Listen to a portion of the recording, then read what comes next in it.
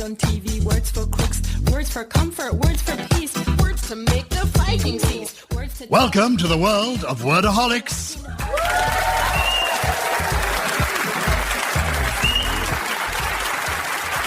Hello, I'm Gyles Brandreth, and this is Wordaholics, the show that leaps nimbly through the world of language, scales the frontiers of syntax, gallops through the land of grammar, and is then tested positive for steroids on the other side. Joining me are four fellow Wordaholics. They are Richard Herring, Natalie Haynes, Alex Horn, and Katie Brand.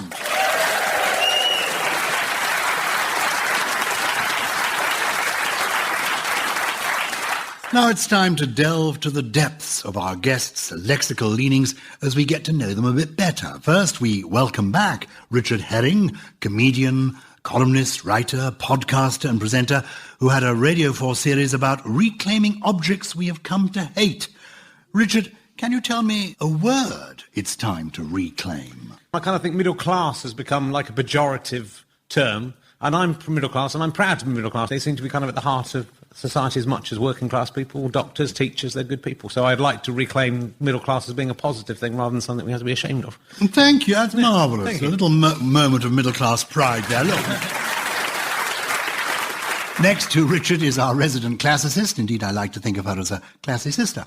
It's Natalie Haynes. Natalie, as Monty Python taught us, the Romans gave us a lot of things, but are there any of their words you wish we'd taken on board too?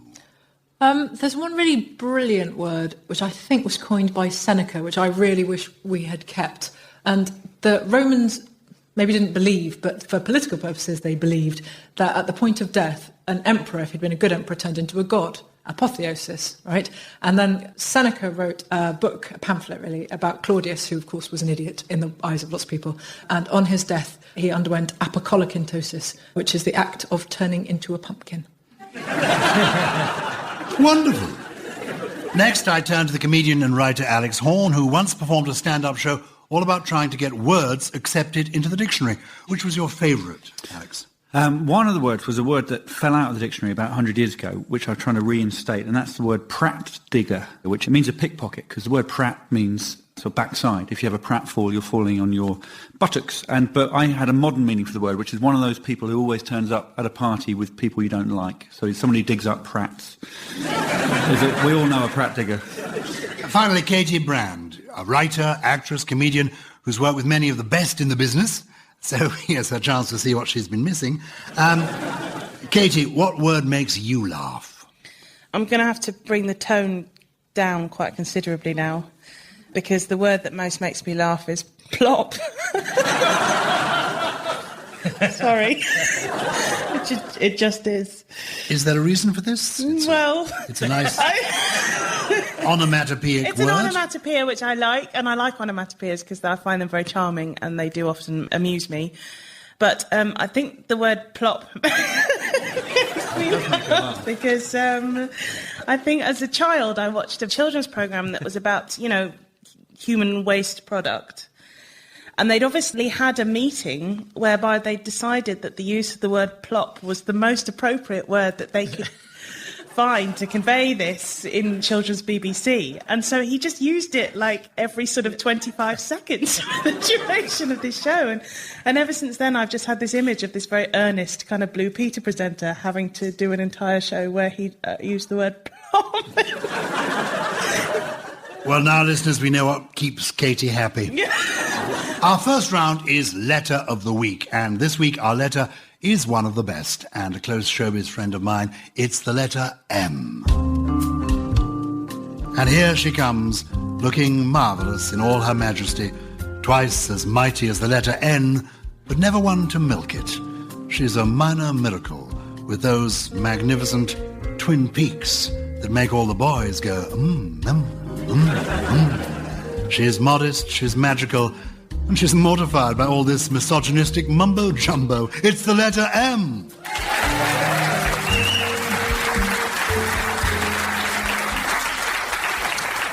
So, Richard Herring, here's an M for you. What would you have discovered if you found a mare's nest? The place where they get the ingredients for Findus lasagna? I'll give you a clue. Okay, I think better. A case of fool's gold, this is. Well, iron pyrites is fool's gold, so it's something that looks like it's not. So mare's nest, so it's some kind of mythical egg, like a dragon egg or something. No. Well, I'll tell you. Finding a mare's nest is thinking that one has found something remarkable when in fact one has found nothing of the sort. And it's been with us in use since at least the 16th century. It appears in John Della Casa's Galateo, nor stare in a man's face as if he had spied a mare's nest. I like it. Yeah, I like it too. It's also, of course, a mare's nest, a pithy description of the haircut sported by Boris Johnson. Natalie Haynes, an M for you now. Who or what was a Merry Andrew? Is it the Duke of York after 4 gins? The Merry Andrew is not the Duke of York. I'll give you a hint. Pull the other one. It's got bells on. Oh, a jester, a clown. Absolutely. A Merry Andrew, going back to the time of the Tudors, a Merry Andrew was a fool, a jester, or often the assistant to a quack doctor at fairs, said to be named after Andrew Board. Yeah, exactly. That Andrew Board, you're right, 1490, 1549. The eccentric physician to Henry VIII. Actually, my doctor is a bit eccentric. Whatever my ailment, he advises me to spark up a herbal cigarette. Serves me right for registering with Dr. Dre. Well, I had If he doesn't sample that on his next track, then really he doesn't know what he's doing. Well, I thought, I had a chronic complaint, so I thought it was appropriate. Okay, Katie, why might you give me a month's mind? Is it something to do with premenstrual tension? In which case, I am the person to come to today. No. Okay, I'm going to read your silence as no. And I'm not going to get stroppy about it, and fine. If you need me to tell you, then what's the point? And even... I'll give you a clue. Okay, please give me a clue. Morning has broken. And when I say morning, perhaps I'm spelling it as you might if you were wearing widow's weeds. I know in the past, and possibly for some people still, and in some cultures and religions, there's a set period of mourning following someone's death. I'm going to give you... Is it something to do with that? That a month you have to do something for a month? Like sometimes people would remember you in mass for several weeks or months after you died? I think you're going to have the points because you really got there. Oh. If I gave you a month's mind, it would be sad times indeed, as in the Middle Ages. A month's mind was a ceremony of remembrance held 1 month after someone had died. Oh, right. And it comes from the Norse mine, M-I-N-N-E, which was ceremonial drinking to the dead. Hence the expression, mine's a baby sham. You're getting some points there, Katie. Well done. Thank you. Everything we do in life is measured, from our weight at birth to the prison sentence when one is caught going through Natalie Haynes's bin. But alongside the regular feet, hectares, knots and hands, there are some units of measurement that aren't quite as common. So I'm going to ask our teams if they can work out what they're for. Natalie, we're going to start with you. What might you measure in millihelens? I unexpectedly know this. A millihelen is the unit of beauty it takes to launch a single ship.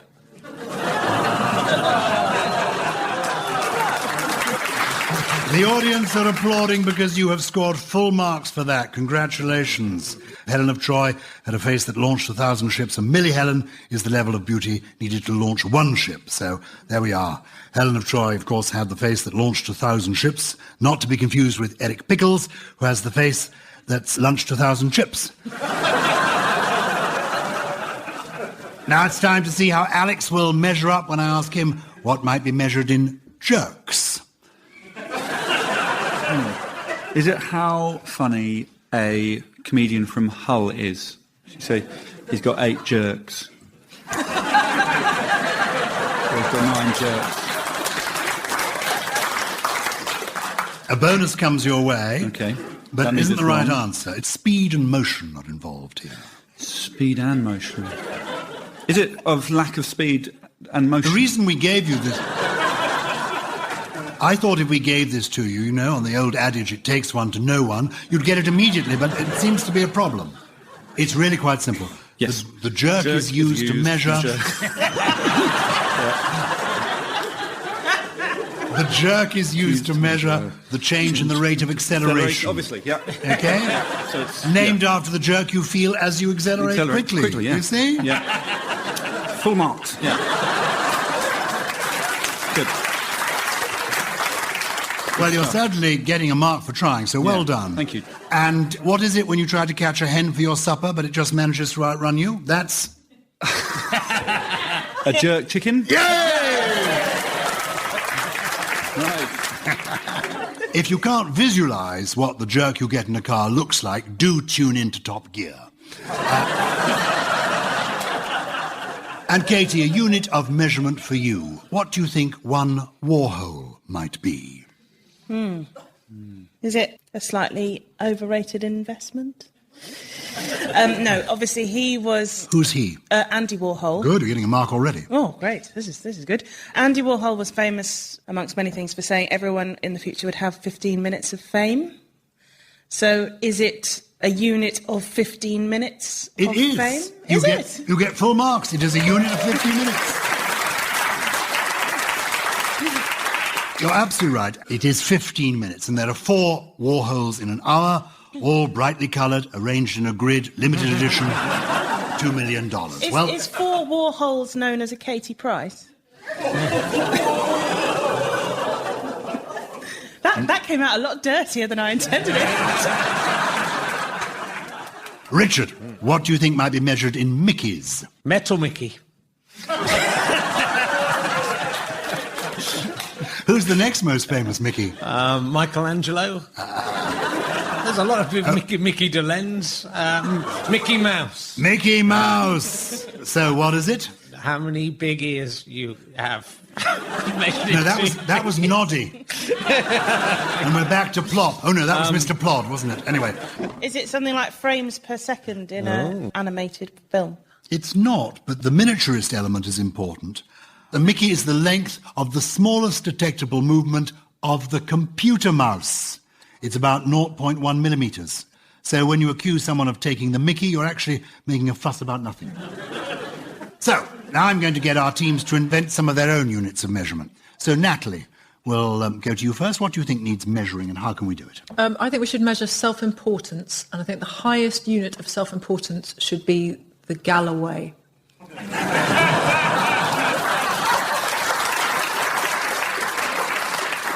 Alex, same question.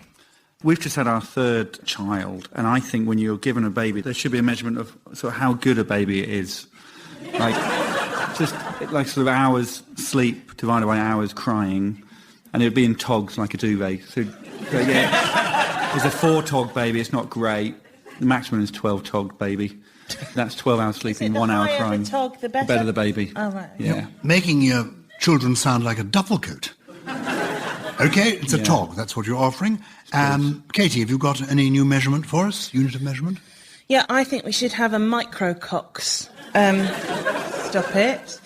I think a microcox measures the tiny increments by which the British public is understanding quantum physics when explained by Professor Brian Cox. Very good. And finally, Richard, you've done quite a bit of measuring in your time, I know. Still never gets any bigger, though.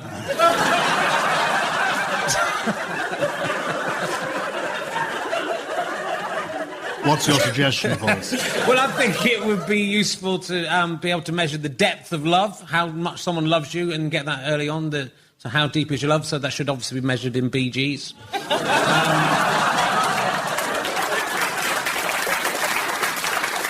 Using a system of measurement I've invented myself, looking at these scores now, I see that Richard and Natalie are 3 times as fragrant, but Katie and Alex have a stronger aura, which suggests to me, extraordinary at this stage in the game, they are neck and neck.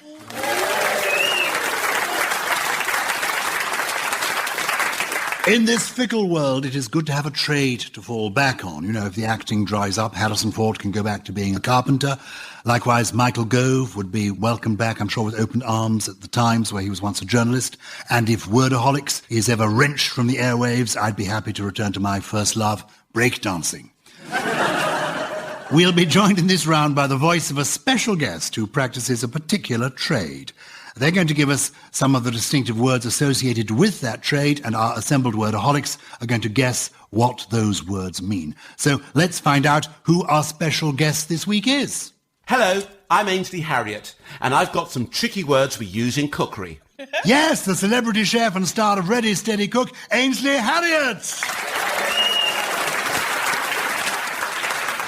Ainsley has some culinary words for you to define. Ainsley, can you give the first word to Alex Horn? The first word is chiffonade. Chiffonade. Oh, Ainsley. Ainsley's pronouncing that wrong. It's chiffonade. It's just fizzy chiffon. It's just like fizzy fabric. That's all that is. It sounds like one of those things on the menu that you order and then are very disappointed by when it arrives, because it would be some sort of vegetables, some sort of poncy vegetable. I hate vegetables. In the spirit healthy of food. teamwork, Yeah, I've got. I'm not sure if I do now. I've got a vague notion. Okay. Is it something to do with adding butter at the end of cooking something to give it kind of rich, glossy thing? I think we're going to find that Alex is closer than Katie, but Ainsley has the answer. Ainsley, what is the answer? Chiffonade simply means to cut leaves or herbs into really thin strips. There we are. So I think you do get the marks. Well done. Katie Brand, you're up next. Let's see what Ainsley Harriott has to offer you. The next word is involtini. Involtini. Katie, what do you reckon? Involtini. I'm thinking involuntary tea. Is it like the extra martini that you're forced to give everyone when you mess up cooking dinner? Is it when you add a bit of butter at the end of the meal? Could be that. Something like that. I don't know what involtini is, but Ainsley's pronunciation is superb. It is superb. Okay, well, Ainsley, if you're still there, have you got the answer, please, for Katie? Involtini is an Italian term for a roll or roulade, a small bite of food wrapped in a layer of meat or vegetable. Bellissimo, delicious. Well, there you are, Katie. Nul point. And well done for trying. Turn now to Richard Herring. Ainsley, what have you got for Richard? The next word is duxelle. Duxelle. Oh, I always thought it was duxelle. But anyway, duxelle. Richard, what do you make of that? I don't know, it sounds like a brand of some kind of kitchen-based prophylactic. Because I don't know, sometimes I'm frying bacon in the nude, in the morning. If you get up and you're making a bacon Well, no wonder sandwich, it hasn't got any bigger. then you need like, it's like an oven glove, but it's... In a nutshell, what are you trying to say? It's not that bad. Well, dux is Latin for leader, am I right about that? And L is French for she, so it's the unlikely thing where you get a female chef in charge of a kitchen. Duxelle. Fortunately, we have Ainsley Harriott on hand. What's the answer, Ainsley? A duxelle is a handy little blend of chopped mushrooms, onion and shallots, sometimes with the addition of a little bit of breadcrumb. Then you salt that all off in the pan until all the flavours are released, and you put it into a pastry filling, or it can be used as the base of a sauce, or just eat out of the pan. Traditionally, it's used in a Berth Wellington. Oh, good grief. A shorter version of the recipe is available on the BBC website. Last in this round, Natalie Haynes. Ainsley, do you have a cooking word for Natalie? The next word is barding. Barding. I feel like my quite limited diet is probably not going to help me out here. When you people eat lamb, is that the first stage? Yeah. Ba, ding. No. I have the feeling that barding is to put something in armour. Have I made that up? Right. I think you're so clever. It's a very crunchy outside to your meat-based dinner. I think you're going to find it. You deserve some points. Ainsley, tell us exactly what barding means. Barding is simply when you wrap lean meat up in lovely slices of fatty bacon to keep it nice and moist. There you are. So it was some meat wrapped in some other meat, and the best person to ask about this was the vegetarian. I'm just asking.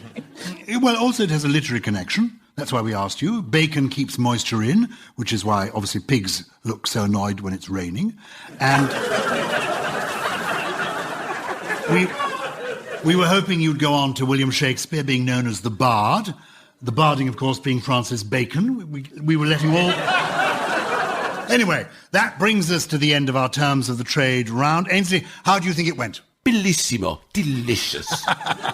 That's easy for you to say. Let me see what the scores are. Well, incredibly, Natalie and Richard are just behind Katie and Alex, who, thanks to their bonuses, are in the lead. Well done. Here on Wordaholics, words are like oysters. Most are delicious, but when one turns your stomach, you know about it. This is a round called Words Fail Us, and in it we'll consign some unwanted words to the industrial shredder of history. Alex, we're going to start with you. What word would you like to see the back of? I would get rid of the word the indefinite article.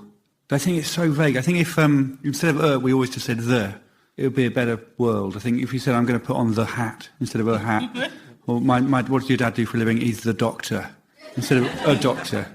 Or I'm going to eat the pie. I'll keep doing examples.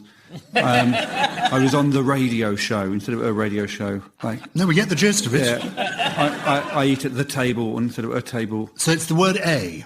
If you wouldn't mind. That's fine. Yeah. I was just, when you were saying, I thought it was sort of glottal shock. Oh, sorry, A. No, the word, that's good. I've got the beard. That's good. That's the word. Well done. Richard, what word would herring like pickled? I really hate the word chav. I just think it's really patronising and unpleasant, and it's kind of used very widely in a way that a lot of those kind of pejorative words wouldn't be used, so I would get rid of the word chav. I'd also quite like to take the word gullible out of the dictionary, so that if anyone says, do you know they've taken the word gullible out of the dictionary, I'd go, yeah, they have. Natalie, what gets your lexical goat? I hate people who misuse the word decimate almost more than I can say. The word decimate, as I'm sure you know, means to reduce something by 10%. That's why it's got the deci at the beginning. It comes from when soldiers were culled as a punishment, 1 in every 10. And now it is used to mean reduce by considerably more than 10%, thus reducing the import of what the person is saying, while they rashly and wrongly think it is increasing the import because it's a long word that they don't understand. Oh, that's brilliant. You get lots of marks for that. But really, though, they should only take the E off the end, shouldn't they? In that case, you shouldn't get rid of the whole thing. If only I had more than 8 letters. Damn you, decimate. Just whilst we're on this, there's another thing. Can people stop saying aggravate when they just mean sort of to annoy someone? Because aggravate means you make the situation worse, not just that you annoy someone in the first place. So don't aggravate me by using that wrongly. I don't like people who say supposedly when it's supposedly. I don't like people who say specifically when it's specifically. I think all those words should indeed go, and I shall get Susie Dent on the phone the moment the show finishes, and obviously when she's hung up on me, I'll call another lexicographer to try and sort it out with the dictionary people.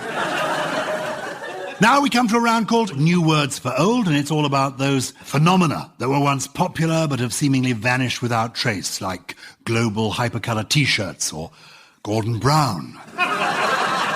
Today's words are chosen from one of my favourite dictionaries. It's John Camden Hotton's classic, A Dictionary of Modern Slang, Cant and Vulgar Words Used at the Present Day in the Streets of London. Present day, of course, being 1859. Katie Brand, what would you think if I invited you to a Dutch feast? Is it what you eat when you've got the munchies after a naughty weekend in Amsterdam? I think I better give you some choices here. Save me from myself. Is a Dutch feast, is it A, a soirée hosted by a drunkard, B, a meal at which you're only served potato and pickled fish, or C, poison? I'm going to go with A, just because that sounds like the most fun. And you're right, you get full marks. A Dutch feast is indeed a party where the host gets drunk before his guests. Richard Herring, what would I be doing if I gave you a ferricadooza? Well, ferric is iron, I think. It is. Doozer, like a doozy. So you'd give me a really great piece of iron. Maybe you'd give me a red-hot poker up the head with the second. Well, you're thrashing about, but not quite in the right area. Is it... Is a ferricadooza A, an iron mangle, B, a primitive metal detector, or C, a damn good thrashing? I want to go... I can't possibly be this, but I want to go for the primitive metal detector. Because it sounds... I just would like to know what that is. I just want that to exist. It's probably just a man going, beep, with a hazel twig, beep. A ferricadooza Is a primitive metal detector. Is a damn good thrashing. Yeah. Natalie, what would you buy in a wobble shop? Jelly? No. I'll give you a couple of alternatives. Would you be purchasing in a wobble shop some shoddy furniture or some sort of knockoff beer? Beer. You're right. Hey! You get the points. It's B, it's a wobble shop, a place where beer was sold without a licence. Finally, Alex Horn. Why would one go to a scraping castle? See, one of my favourite words is skyscraper. I think it's a good word. It's quite a surprisingly fun word for quite a serious thing. So I'd like to imagine it's just a very tall castle, but I think if it is a vulgar dictionary, it's probably, because most things are, a word for a toilet, because that's where you would scrape.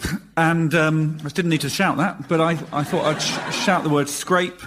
I think it's a toilet, because you do that on a throne. Just as I thought you were going to lose, you've come up with a completely correct answer and get full marks. Congratulations. Well, thank you. A scraping castle was indeed an expression for a WC, a Victorian term for a water closet. Other slang terms for WC included the cottage, the chamber foreign, or the House of Commons. That brings us to the end of the show, and a quick but impressive piece of mental arithmetic on my part tells me that this week's winners are, by a whisker, Katie and Alex ahead of Natalie and Richard. Katie and Alex, well done. Katie, in a word, what does it feel like to win? What's the mood of your moment? Carnal. Well, Alex, how do you feel? In a word, how do you describe the Wordaholics experience? Distracted. How about you, Natalie? Your losing position, how does it feel? I'm decimated. Brackets. Reduced by just 10%. Richard Herring, you get the last word. What's your week been like on Wordaholics in a word? I feel ferricadoozed. He feels ferricadoozed. I think we all do. That's all from this week's Wordaholics. Will you please thank one more time our wonderful guests, Richard Herring, Natalie Haynes, Alex Horn and Katie Brand. Until next time, goodbye.